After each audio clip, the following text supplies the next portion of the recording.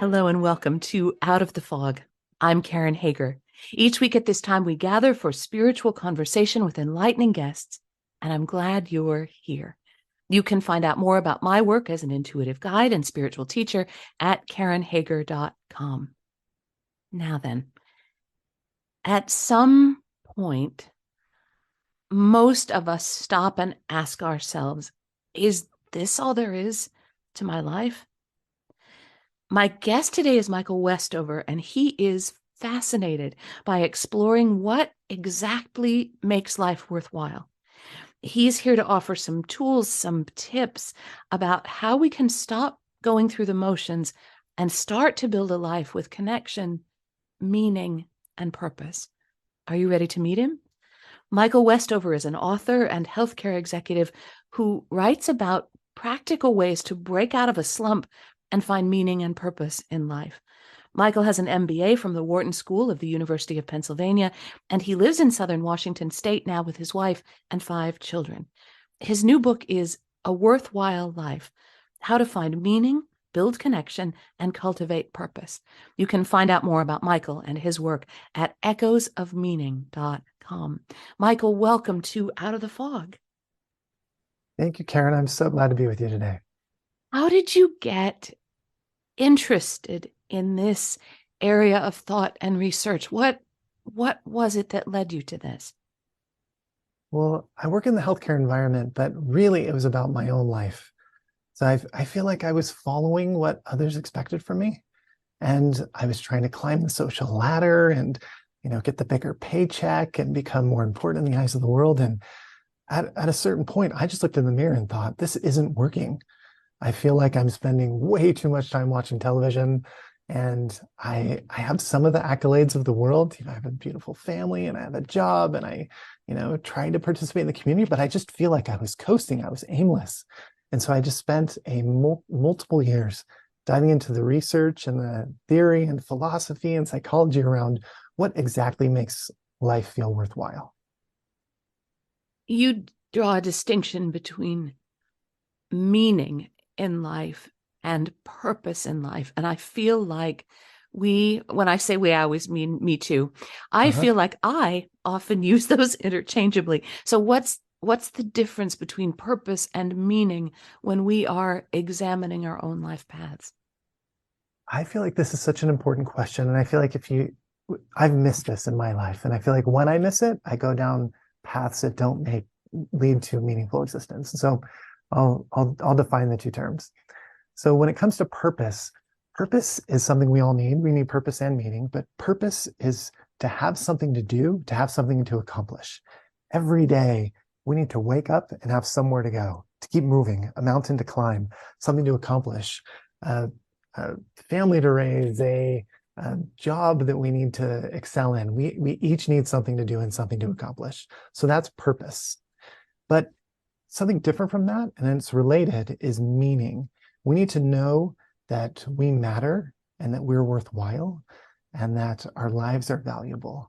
And those two things can be related, and they can actually feed off of each other. And you can have like something to do. You can create a product, or maybe you're doing volunteer work and you have a goal in that volunteer work. And then that can impact someone's life. And you can say, wow, this actually makes my life feel good. I feel great about this. I feel like my life is worthwhile. So although the two terms are related, they're not the same, because it's possible that you could have a purpose, like something to do and something to accomplish. But let's say you're playing a video game, by yourself in a dark room for 24 hours a day over multiple years, and you have some purpose, but that purpose might not make you feel like you are worthwhile, or that what you are doing is meaningful, that it matters, that you matter. As we explore and find meaning in our lives, does our purpose change? Absolutely. My purpose changes all of the time, depending on where I am in my life. And honestly, you trade in purposes as you age. Like I feel like when I was younger, my purpose was to learn as much as I could and gain the skills that I needed to be a functional human being. And then I feel like in the second half of my life, it's changing more toward my purpose is to be more of a mentor. Maybe I have more time in my life and more resources, and my purpose can change to expending those resources on other folks around me, and trying to make a difference. So, and that can become more of a purpose, and it can become, it can give me a greater sense of meaning too. And the reason I'm bringing that up is because this is what I like about your book. This is a dynamic flow of change and growth, of inspiration and seeking and trying different things. Sometimes, and I talk to people in my work who want to know, what is the purpose of life? Why am I here? If I can just find that purpose and do it, then everything will be okay. Then I am coasting to my 98th birthday, baby, because I figured it out. And Yeah. I feel like our lives are richer, better, more spirit infused than that. That as we allow ourselves to change and grow, to really look at, how do we feel? Do I feel valued? Do I feel happy? Is this fulfilling me? That our purpose can change as we seek meaning. Absolutely. And the research is very strong around this, that as folks, let's say you go through retirement, there a large percentage of the people that go through retirement, they feel a sense of loss. There's a responsibility associated with that. Or maybe their last child moves out of the home, they'll feel a loss of responsibility. But the research tends to show that that you can take on new kinds of responsibility at different points in your life as you have different things to give. Maybe it's less energy, but you have more time and you have more experience you could share with others, that kind of thing. That you can take on other kinds of responsibility that can give you a kind of meaning, a new kind of meaning. You were talking about taking responsibility for other people, and you draw some interesting, wise, I think, distinctions in the book about healthy ways to take responsibility and unhealthy ways to take responsibility. And to me, those unhealthy ways are tied into that idea of, I don't know what I'm doing, and so I'm going to try to impose my will or try to control something that can't be controlled. So what are the healthy ways in which we can take responsibility for someone else? Yeah. And I think that is such a fascinating question, and something that I find that I'm going to have to spend my whole life zeroing in on. Hmm. Because I think we can all imagine what an unhealthy kind of responsibility is, like you mentioned, where, someone can maybe do something themselves, and yet you have to jump in and do that thing for them. And so you're kind of holding that person back from progressing, or you feel like you need to control that person's life. And so it's actually you doing the thing. And so that person's not growing. It's actually you kind of pushing forward and doing that thing for them. Or you can think of an unhealthy responsibility of, you decide that you're responsible for that person's happiness, or that all of the outcomes are dependent on you, and that you need to make it happen for that person. I think of stories of people who've decided, I'm going to take responsibility for my parents', bad relationship, or I'm going to make it so that they don't get divorced, right? And if they do, that responsibility is on me. And I think most people would agree that is an unhealthy kind of responsibility, to take over someone's life or to be totally responsible for their decisions or anything like that. Now, there's a healthy kind of responsibility where I think of a piano teacher. And that piano teacher, I think I could probably learn how to play the piano just by plinking away on the piano for hours a day, but it would take a long time and be incredibly painful, right? And I actually don't think I'd get very far, or as far as I maybe could if I were really dedicated to do it. I'm not a piano player, by the way. Some of my kids are.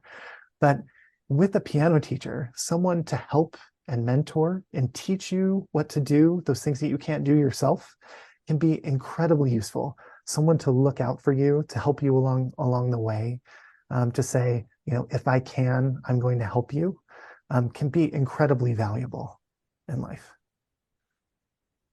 When we realize that we are engaging in unhealthy patterns of taking responsibility for other people's life, whether those are assumptions or those are places where we step in, where we have made what I would call an energetic agreement. This is all my fault. I will now make sure this person is happy forever. When we realize we're in this unhealthy, twisty relationship, how can we start to step out of that?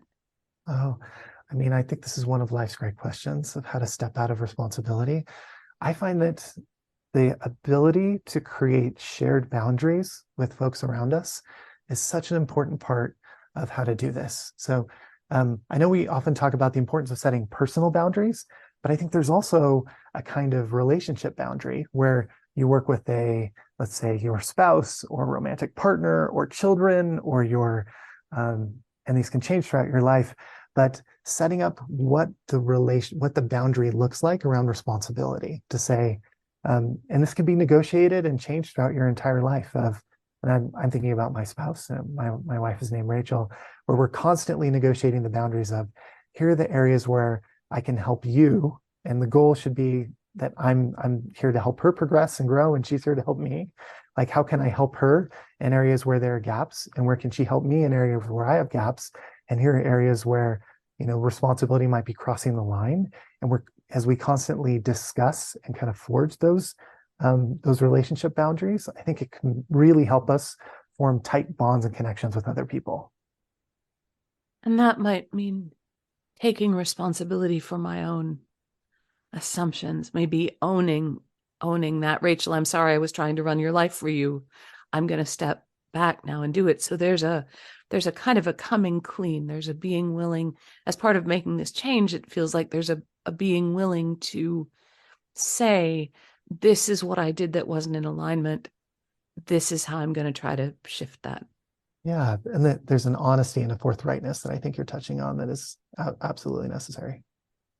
Does forgiveness play a part in this as well? Not just forgiving myself for making those assumptions, but forgiving myself in the bigger picture, or receiving forgiveness? Absolutely. The ability to stand back and say, I, um, I think blame is a part of responsibility that can sometimes become unhealthy, where, I blame that person for not taking care of me, or I blame myself for not taking care of another person, where you're kind of taking on that wrong kind of responsibility.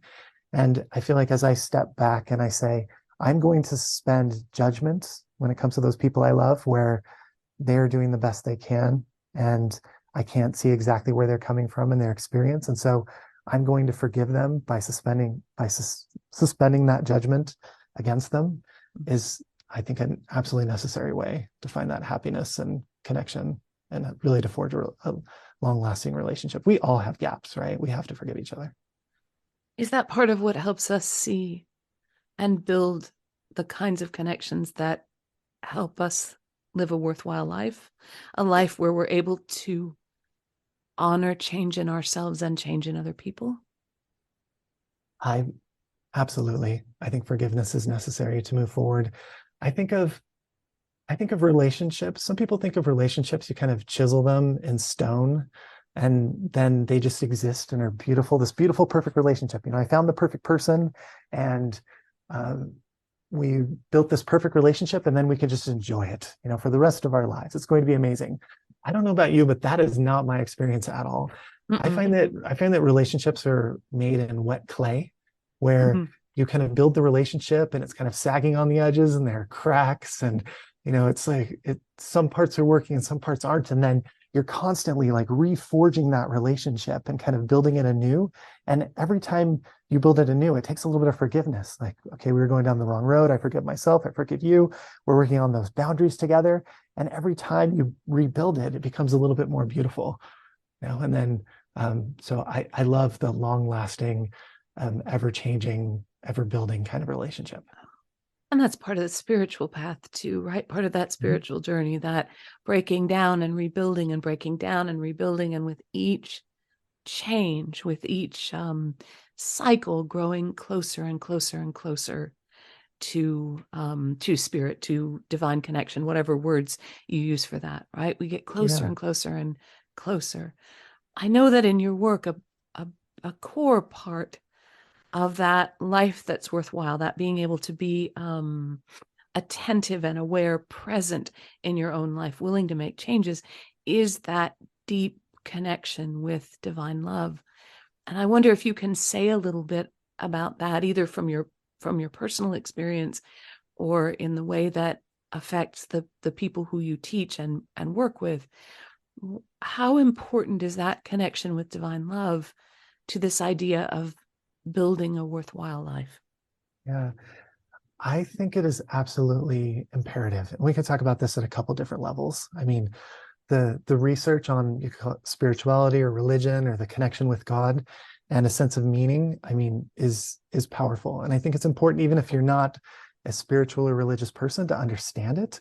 Um, and I certainly consider myself a spiritual and religious person, but talking about me personally, and I'd be curious to hear about you too, but I feel like with me, I understand that there's just some things that I can't do. I have some gaps, right? And I'm limited in intellect, for example. And I feel myself getting older, and I still love climbing and hiking mountains, but I can't climb as high or run as fast as I used to be able to. I might not ever be able to recapture that speed I had when I was an 18-year-old. So, and I think it's tempting for folks to lean on those around them and say, like, can you help me fill my own gaps? Like I have these relationship needs and these love needs, and I feel like I need these help and these things that I can't do myself. And I think that's one of the benefits of the human relationships is we can lean on each other. And it's why communities are necessary. It's because we're each imperfect.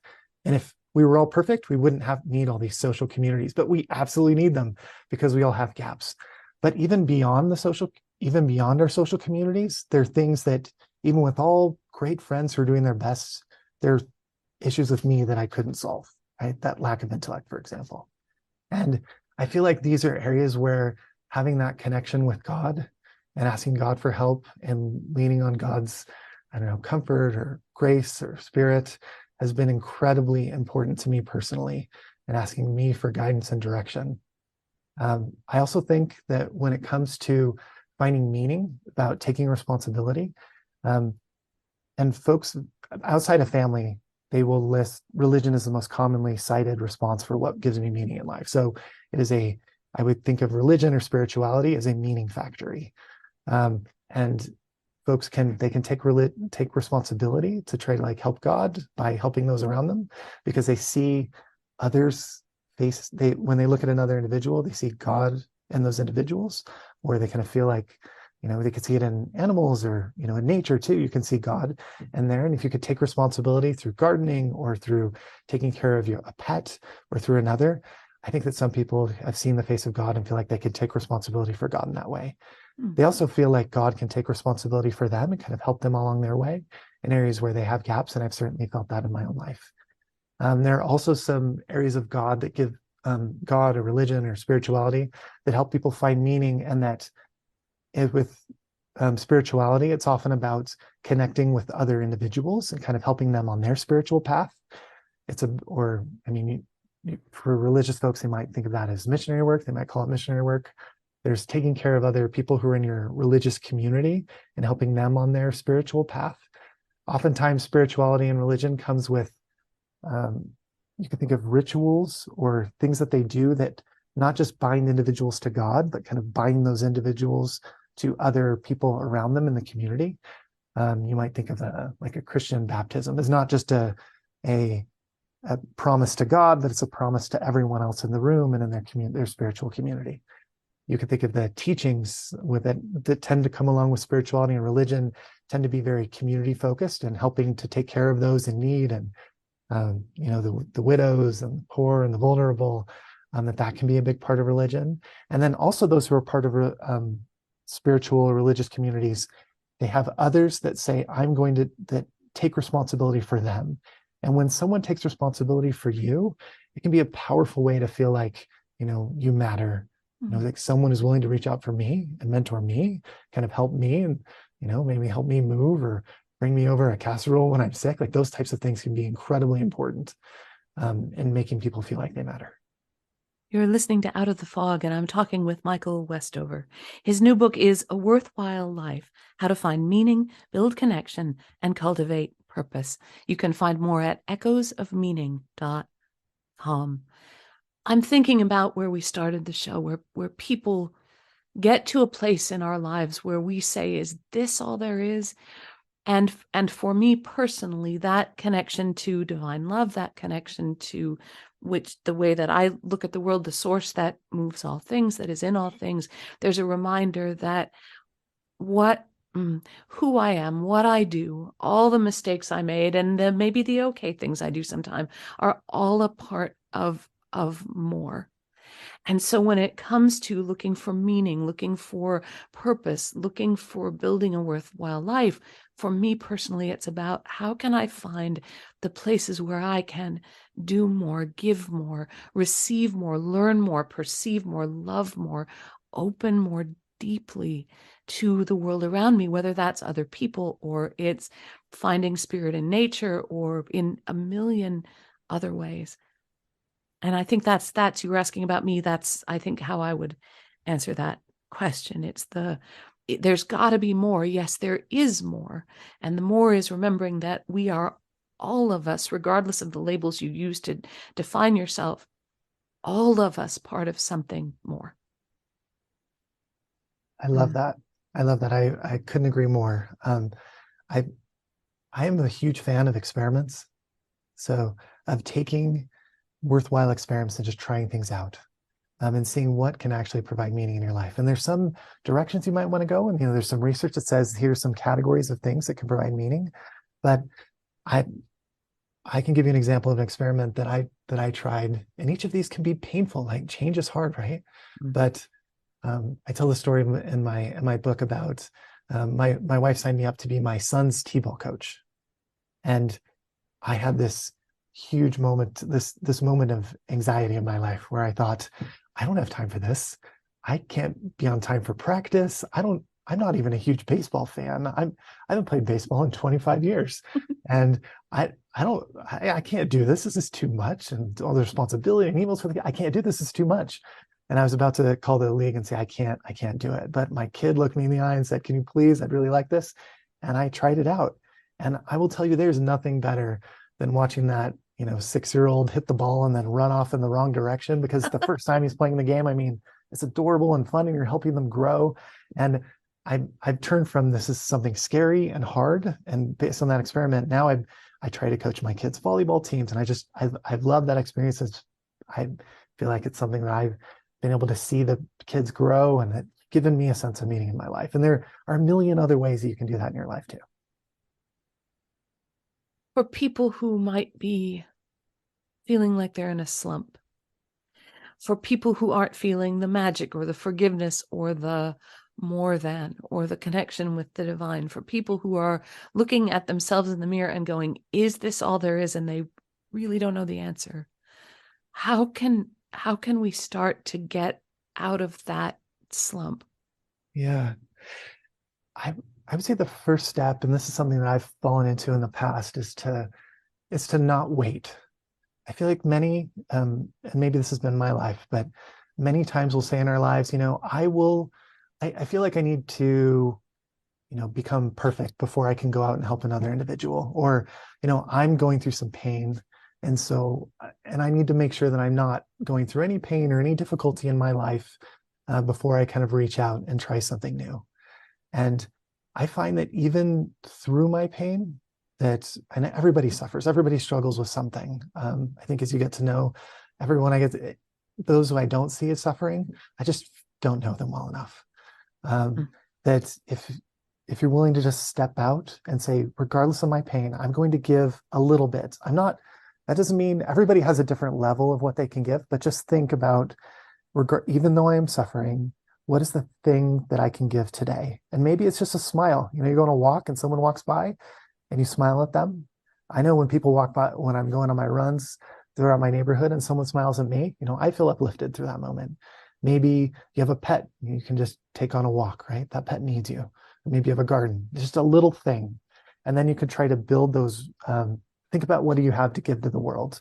Maybe you write, maybe you sing, maybe you dance, maybe you have time, maybe you have a loving heart, maybe you're good at giving hugs. I mean, it can be a long list of things, but just think about what can you do, even though you are suffering, to reach out and help someone in need. I feel confident that if you can do that, and when you see that feedback coming back to you of either a thank you, or you can see the benefit in their life, that currency of them being grateful, or the currency of you being able to see that you made a difference, will make you feel like you matter in that moment. Because, of course, we're the ones who are in need. Hmm. When I go outside and smile at you while you pass on the run, you might feel good about that, but I might have been the one who really needed to give that smile, right? Exactly. So we are people in need helping others in need. I have listeners who'll smile because I say this a lot, but I have up here on above my desk a quote from Ian McLaren. It says, "Be kind, for everyone you meet is fighting a hard battle." We never, ever know, not really, what someone else is going through or what their story is. So our willingness to show up, to be present, to give that smile or drop a card in the mail or pick up something that they dropped and didn't realize it, that can make a huge difference in somebody's life, and it helps ours too. Yeah. You you could even say take an extreme perspective and say that we need to have personal weaknesses to find meaning, because your personal weakness, Karen, is something that, maybe I could help you with, right? That gap. And it's why you need me. And then my personal weakness is why I need you or the people around me. We need to build each other up and support each other in those moments of weakness and difficulty. And we need to teach each other and help each other grow. And it's why we need community. So I, I sometimes I find it very annoying, all of my personal weaknesses, right? But I find that those weaknesses are an opportunity for another individual to feel like their life matters. Oh, that's beautiful. Can you let the listeners know how they can find a copy of the book and how they can read more of your writing? Yeah, they can go to Echoes of Meaning, and sign up for my weekly email. I tend to write very much about human relationships and connections. It's just really how can people find like their lives matter. Beautiful. So echoesofmeaning.com. Echoesofmeaning.com. Yes. Thank you. So in just the few seconds we have left together, what would you most like listeners to take away from this? What do they need to know about their lives? I would like people to know that they can feel like their lives matter, and that not just that they can feel like their lives matter, but that they actually do matter. That I don't know if you've, I have a beta fish, right? And when I feed that beta fish every day, that beta fish needs me to survive. And I feel like for that moment, as long as I have responsibility on this earth, that I matter. We also have turtles, or I have the people, my coworkers who report up through me in the office, or, you know, people in your community, by knowing their names, that you can make a difference and that you matter. That's what I would like people to know. That is beautiful. Michael, thank you for talking with us. Thank you so much, Karen.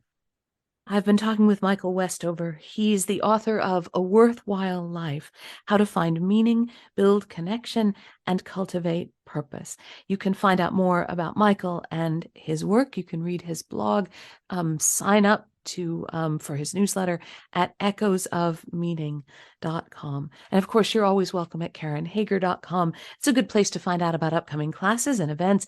You can even book a private session with me there if you're so inclined.